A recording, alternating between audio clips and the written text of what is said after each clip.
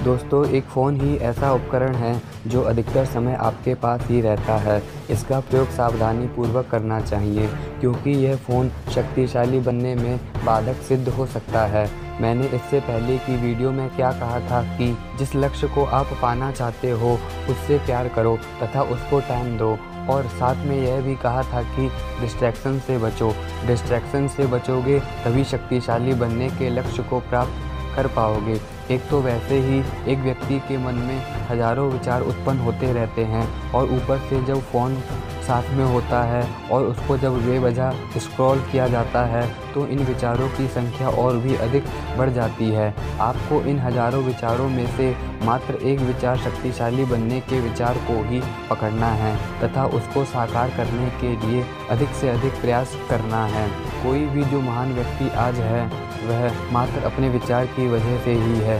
Eugene सैंडो ने कभी 9 वर्ष की आयु में यह विचार किया था कि मैं भी एक शक्तिशाली व्यक्ति बनूंगा। उन्होंने उस विचार को जीवन में घोलना शुरू कर दिया तथा अपने लक्ष्य की प्राप्ति के लिए कठोर व्यायाम किया। यदि उनके भीतर यह विचार ही ना आता तो आज कौन उनको जानता।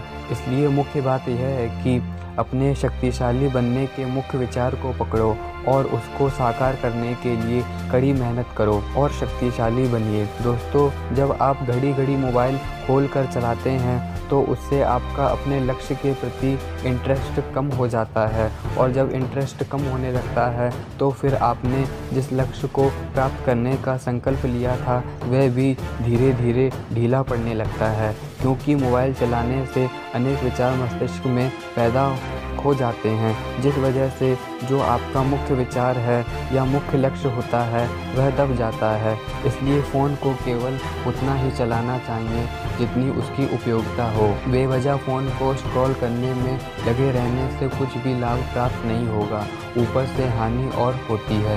यदि आप फ़ोन में अपने लक्ष्य से संबंधित वीडियो को देख रहे हो तो यह अच्छी बात है, लेकिन ध्यान रखना किसी भी चीज़ की अधिकता नहीं होनी चाहिए।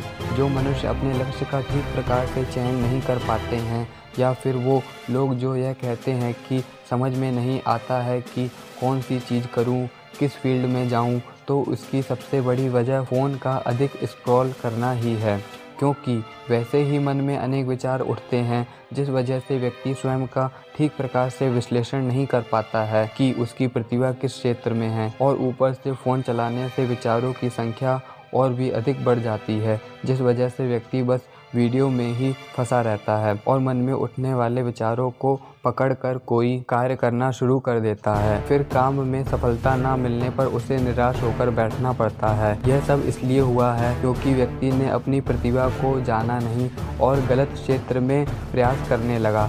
यह सब अधिक विचारों के प्रभाव के कारण हुआ है। अतः समझने वाली बात यह है कि शक्तिशाली बनने का जो विचार है उसे अपने भीतर पनपने दो, उस पौधे को धीरे धीरे बड़ा होने दो। जब यह विचार धीरे धीरे जड़ पकड़ने लगेगा तो बाहरी तौर पर आप भी शक्तिशाली बनने के लिए ठीक प्रकार से व्यायाम करने लगोगे। आलस भी धीरे धीरे हटने लगेगा तथा जिस वजह से आपका डिस्ट्रैक्शन होता है वह सारे डिस्ट्रैक्शन कम होने लगेंगे, क्योंकि आपने मन में एक विचार को पकड़ रखा है और उसी विचार के अनुरूप आपकी क्रिया प्रतिक्रिया हो रही है। इसलिए आप अपना शक्तिशाली बनने का संकल्प और दृढ़ करो ताकि शक्तिशाली बना जा सके।